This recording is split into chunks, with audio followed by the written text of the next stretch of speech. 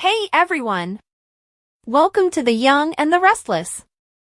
I'm Jane, and I'm so excited to have you here. If you love Young and the Restless, then you're in the right place.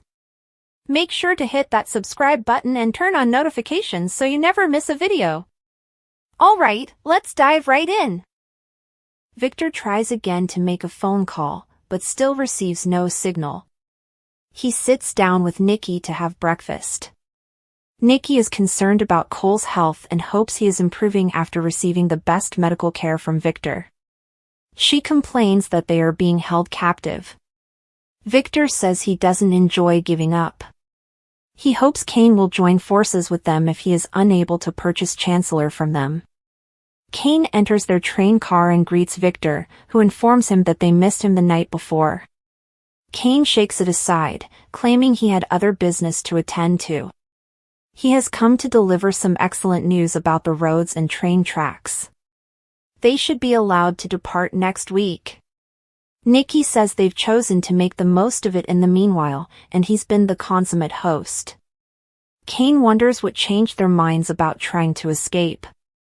Victor expresses happiness to be on vacation, but warns Cane that he remains cautious. Cane inquires as to what aspect of his announcement makes Victor suspicious. Victor claims that Cane is seeking Chancellor, and it all revolves around Lily.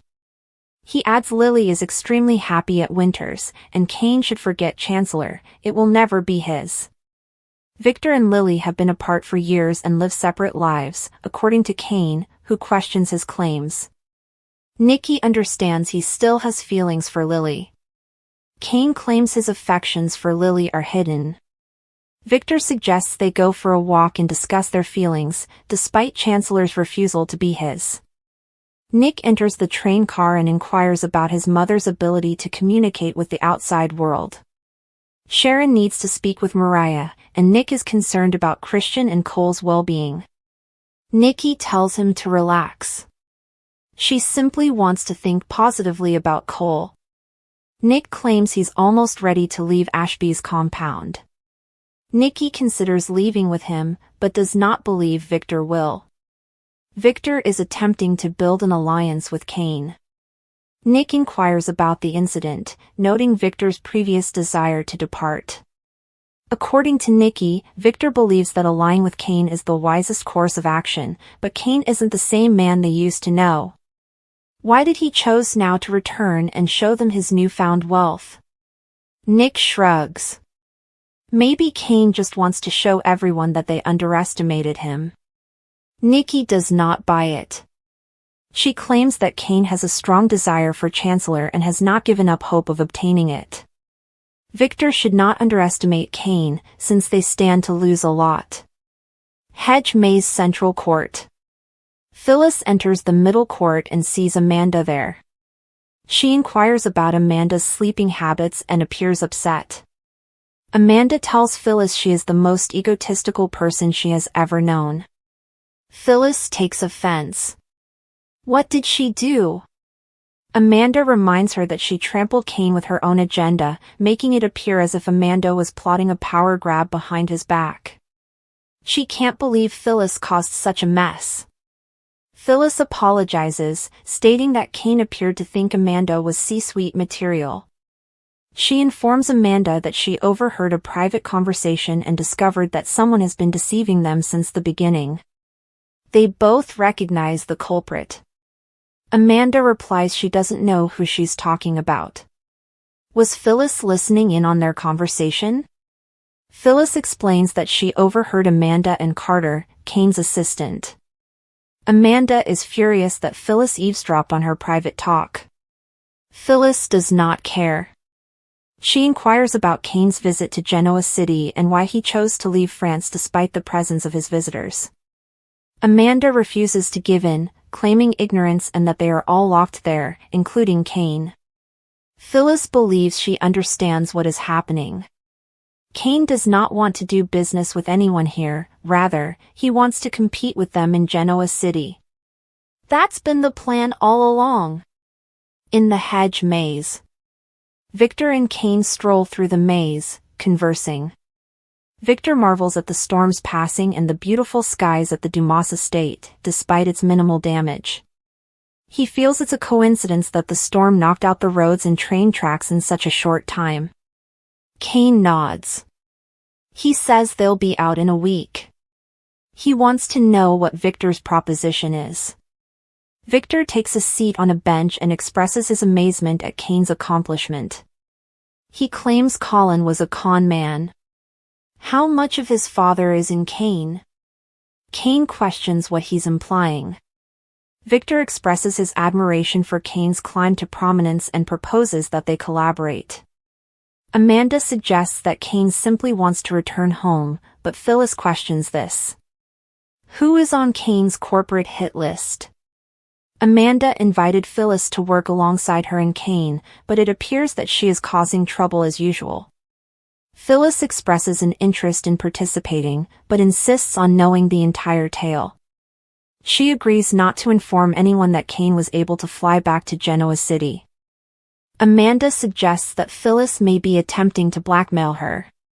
Phyllis dismisses the term blackmail and emphasizes her teamwork to Amanda.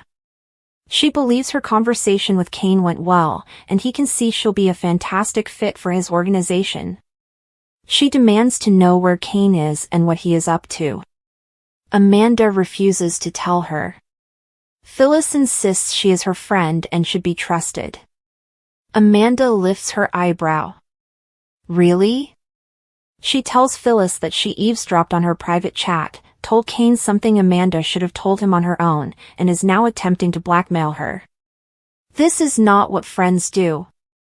Phyllis disagrees with Amanda. She is on both her and Cane's side.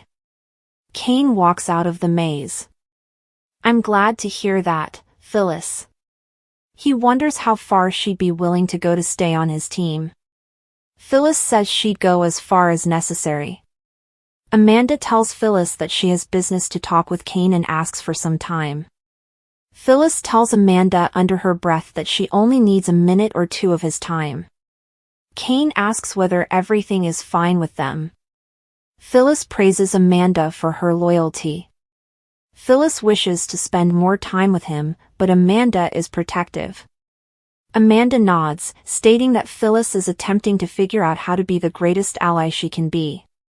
Phyllis expresses her willingness to get her hands dirty. Cane replies she doesn't need to persuade him.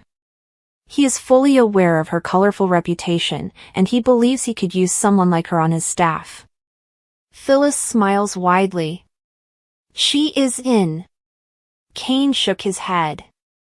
Not so fast. He asked her to prove her loyalty not only for business, but also for personal reasons. Who would she betray to prove to him that she is a team player? Will she be willing to throw Billy Abbott under the bus? How about Jack? He smiles grimly. Will she betray Nick? Phyllis asks if this is a test. Cane shrugs.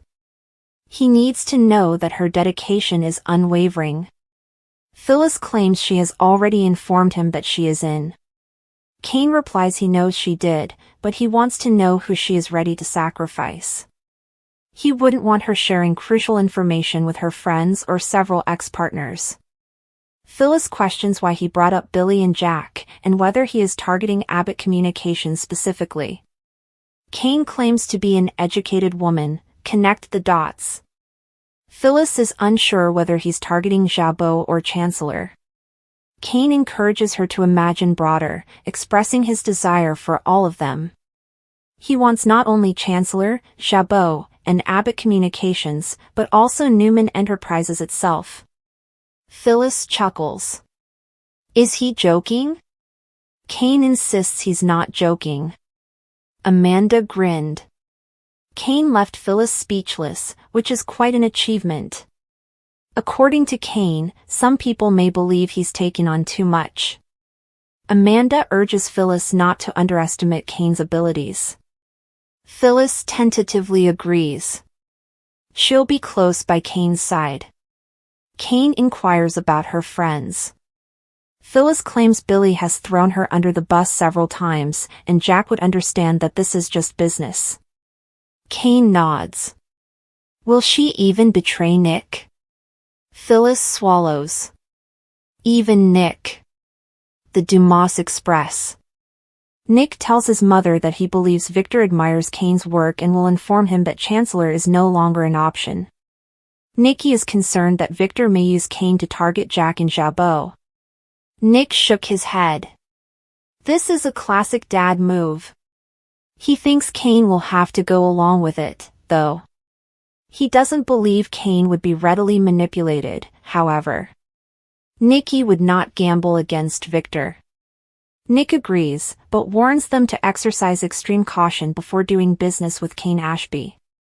Victor enters the train car and greets his son and wife. Nikki inquires about the conversation he had with Cane.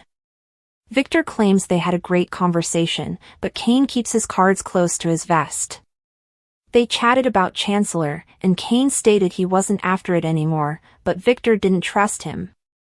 Victor believes there are other ways to attract